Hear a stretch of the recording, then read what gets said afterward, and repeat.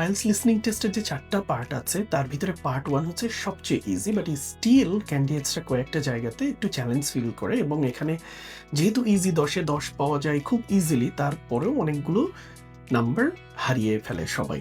তো সেই জায়গাগুলো নিয়েই এই ভিডিও। ১ম যে জায়গাটা নিয়ে আমাদের কাজ করতে হবে সেটির নাম হচ্ছে অ্যালফাবেটের যে উচ্চারণগুলো আছে সেটি।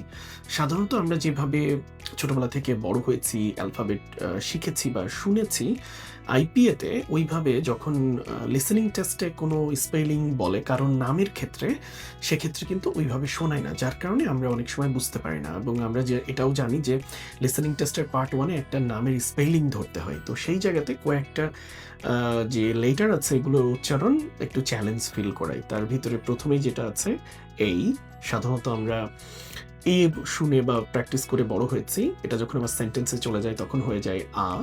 তো যখন নামের স্পেলিং বলে সিঙ্গেল তখন তো এই উচ্চারণ করে। আবার কারোর বলে থাকে যে যেই, সো এমন আমরা যেমন বলে খেই।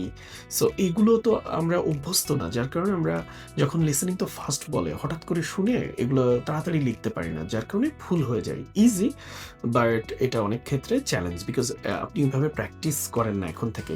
সো আমি বলব যে এই জায়গার নাম্বারটা যদি আপনাকে খুব ভালো মতো কারেক্ট করতে হয় সেক্ষেত্রে অবশ্যই প্র্যাকটিসের ভিতর থাকবেন। আমরা এটাও জানি যে ২৬টা লেটার আছে ইংলিশে, তার ভিতর ১৩টা লেটার কিন্তু প্রবলেমেটিক লেটার্স।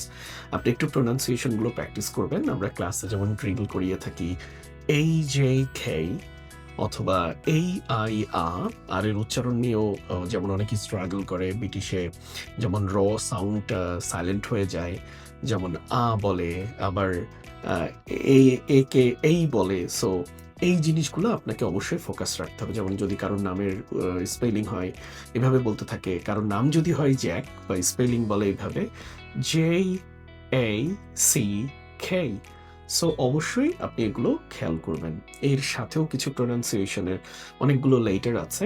সো এই লেটারগুলো একটু ঠিক করবেন। Thank you so much for watching this video. I hope this video will help you.